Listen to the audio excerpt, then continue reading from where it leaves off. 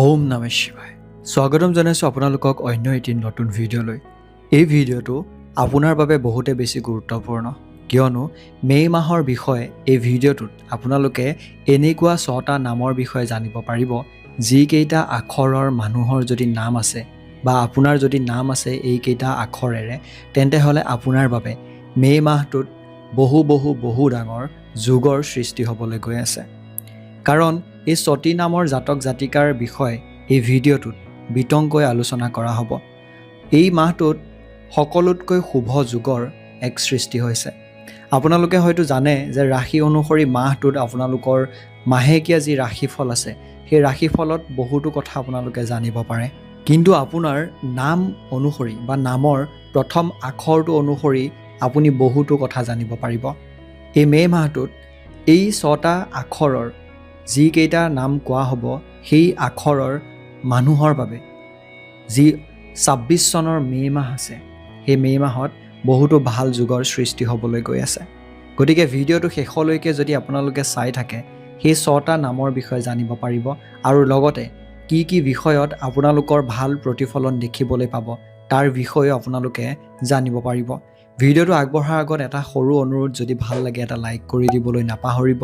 চেনেলটো যদি আপুনি ছাবস্ক্ৰাইবে কৰা নাই এতিয়ালৈকে, ছাবস্ক্ৰাইব কৰি কাষতে থকা ঘণ্টাৰ নিচিনা সৰু ছবিটো চুই দিবলৈ নাপাহৰিব।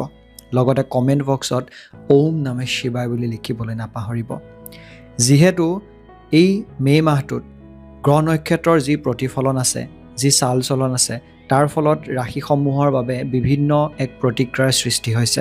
তাৰ বিপৰীতে কিছুমান ব্যক্তিৰ প্ৰথম আখৰৰ অনুসৰিও তেওঁলোকৰ জীৱনত কিছু সাল সলনি বা ক'ব পাৰে এক প্ৰকাৰে যে শুভ মুহূৰ্তৰ সৃষ্টি হৈছে।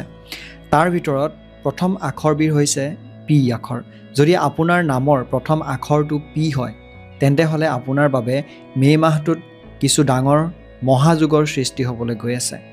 কাৰণ আপোনালোকে যিখিনি কামৰ সৈতে জড়িত হৈ আছে, সেই কাম কাজখিনিত ব্যৱসায় বাণিজ্যই হওক বা পঢ়া শুনাই হওক বা অন্যান্য কোনো বিষয়ে হওক, যিটো কাম আপুনি কৰি আছে, সেই কামটোত যথেষ্ট বেছি ভাল প্ৰতিফলন দেখিবলৈ পাব। যদি কিবা ধৰণৰ সমস্যাৰ সন্মুখীন হৈ আছিলে, তাৰ ক্ষেত্ৰত সকাৰাত্মক এক শক্তি বা কিছুমান ভাল প্ৰতিফলন আপোনাৰ লগত হৈ থকা সংঘটিত হোৱা দেখিবলৈ পাব। আপোনাৰ সাংসাৰিক জীৱন, আপোনাৰ প্ৰেম জীৱন সকলোখিনিতে ভাল প্ৰতিফলনৰ সৃষ্টি হ'ব। যদি আপোনাৰ কোনো গোপন শত্ৰু আছিলে আৰু যদি আপোনাক ব্যৱসায় বাণিজ্যতে হওক বা আপোনাৰ চাকৰি যিকণ ঠাইত কৰি আছে, সেই অফিচ কাছাৰীতে হওক, যদি কিবা ৰাজনীতি কৰি আপোনাক লোকচান কৰিব বিচাৰি আছিলে, সেই ফালৰ পৰা আপুনি ভাল প্ৰতিফলনৰ সৃষ্টি হোৱা দেখিবলৈ পাব। এক প্ৰকাৰে ক'বলৈ গ'লে শত্ৰুৱে আপোনাৰ কোনো ধৰণৰ হানি কৰিব নোৱাৰে।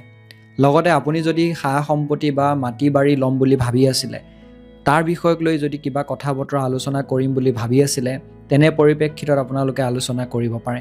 আপোনালোকৰ বাবে বাৰী গাড়ী সম্পত্তি সকলোবোৰ হয়তো এই মে' মাহত যদি আপোনালোকে চেষ্টা কৰে, পৰিকল্পনা কৰে, লাভ কৰিব পাৰিব। ইয়াৰ পাছৰ 2 নম্বৰৰ আখৰবিধ হৈছে পি, অৰ্থাৎ ডি। পিটো কৈ গ'লোঁ আমি, ডি। 2 নম্বৰৰ আখৰ হৈছে ডি। যদি আপোনাৰ নামৰ প্ৰথম আখৰটো ডি বা ডিৰে আপোনাৰ নাম আৰম্ভ হৈছে, তেন্তে হ'লে আপোনাৰ বাবেও এই মাহটোত নানা ৰকমৰ শুভ প্ৰতিফলন দেখিবলৈ পাব। এক প্ৰকাৰে ক'বলৈ গ'লে আপুনি আপোনাৰ চাৰিওফালে এক ধনাত্মক শক্তিৰ ঊৰ্জা দেখিবলৈ পাব। যি কামে নকৰক কিয়, যেনেকুৱা ধৰণে নকৰক কিয়, আপুনি এটা ভাল সকাৰাত্মক শক্তি যেন আপোনাৰ লগত আছে, আপুনি যেন সকলোবোৰ কাম কৰিবলৈ এটা উৎসাহ পাইছে, তেনেকুৱা এক পৰিৱেশৰ সৃষ্টি হ'ব। আপুনি নতুন উৎসৰ পৰা ধন সম্পত্তি লাভ কৰিব বা টকা পইচা লাভ কৰিব।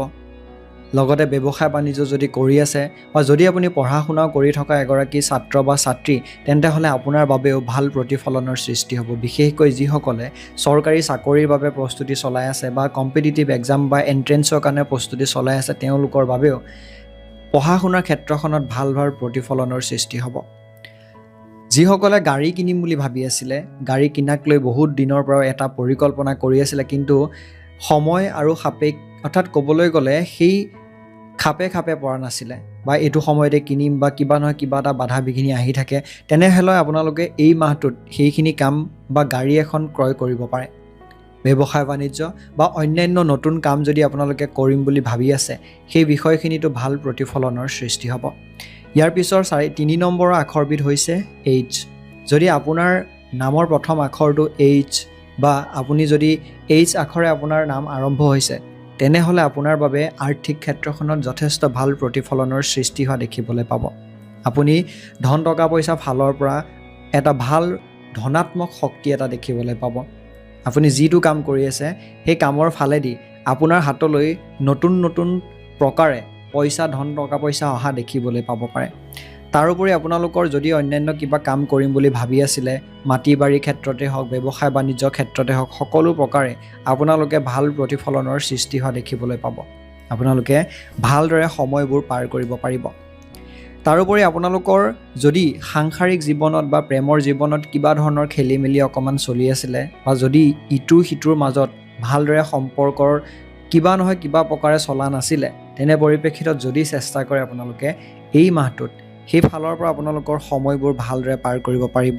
বা আপোনালোকে যদি চেষ্টা কৰে আপোনালোকৰ মাজৰ সেই যি দূৰত্ব আছে সেই দূৰত্ব আপোনালোকে কম কৰিব পাৰিব। তাৰোপৰি আপোনালোকৰ যি গতানুগতিক জীৱন আছে সেই জীৱনত কোনো ধৰণৰ বেয়া প্ৰতিফলন দেখিবলৈ নাপায়। স্বাস্থ্যৰ ক্ষেত্ৰতো আপোনালোকে ভাল এক প্ৰতিফলনৰ সৃষ্টি হোৱা দেখিবলৈ পাব। ইয়াৰ পিছৰ আখৰবিধ আহিলে 4 নম্বৰৰ N। N আখৰৰ ব্যক্তিসকলৰ বাবেও এক বৃহৎ পৰিৱৰ্তন আহিব। পৰিৱৰ্তন আপোনাৰ ধন টকা পইচা, আপোনাৰ কাম কাজ, ব্যৱসায় বাণিজ্য বা যিটো কৰিব বিচাৰি আছিলে বহুদিনৰ পৰা সেইখিনিত ভাল প্ৰতিফলন অহা দেখিবলৈ পাব। আপোনালোকৰ সা সম্পত্তি যদি ক্ৰয় কৰিম বুলি ভাবি আছিলে বা বেচিবলৈ চেষ্টা কৰি আছিলে তেনে পৰিপ্ৰেক্ষিতত সেই ফালৰ পৰা ভাল প্ৰতিফলন দেখিবলৈ পোৱা যায়। যদি আপোনালোকৰ ব্যৱসায় বাণিজ্যত কোনোবাই আপোনালোকক ধন টকা পইচা দিবলৈ আছিলে তেন্তে হ'লে সেই ফালৰ পৰাও এই মাহটোত ধন টকা পইচা হাতলৈ অহাৰ এক প্ৰতিফলন দেখিবলৈ পোৱা যায়। তাৰোপৰি নতুন নতুন যদি কিবা ব্যৱসায় বাণিজ্যত আপোনালোকে পৰিৱৰ্তন আনিম বুলি ভাবি আছে সেই পৰিৱৰ্তনো আপোনালোকৰ বাবে ভাল এক পৰিৱৰ্তন হ'ব। ইয়াৰ পিছৰ 5 নম্বৰৰ আখৰবিধ হৈছে R। R আখৰে যদি আপোনালোকৰ নাম আৰম্ভ হৈছে তেন্তে হ'লে আপোনাৰ বাবেও এক শুভ সময়ৰ সৃষ্টি হ'ব, কাৰণ আপুনিও বহুত ভাল প্ৰতিফলন দেখিবলৈ পাব। কেৱল মাত্ৰ এটা কথা মনত ৰাখিব লাগিব যে আপোনালোকে যিখিনি এই ভিডিঅ'টোত বা আপোনালোকৰ এলফাবেট কোৱা হৈছে তাৰ অনুসৰি আপোনালোকে কামবোৰ কৰিব লাগিব। যদি আপোনাৰ নাম R হয় তেন্তে হ'লে আপুনি এইটো নহয় যে আপোনাৰ বাবে পৰিৱৰ্তন নিজে হ'ব। আপুনি চেষ্টা কৰিব লাগিব। চেষ্টা কৰিলেহে আপোনালোকৰ মাজত সেই পৰিৱৰ্তনখিনি দেখিবলৈ পাব।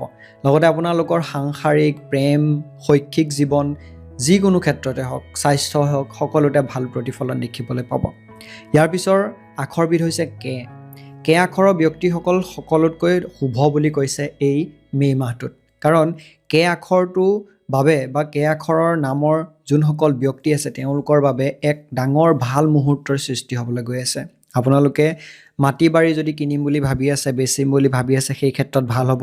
সা সম্পত্তি যদি কিবা ল'ম বুলি ভাবি আছে সেই ক্ষেত্ৰতো ভাল। লগতে নানান বিভিন্ন ধৰণৰ আপোনালোকৰ পৰিৱৰ্তন দেখিবলৈ পাব যিখিনি আপোনালোকৰ বাবে এক ভাল প্ৰতিফলনৰ সৃষ্টি কৰিব।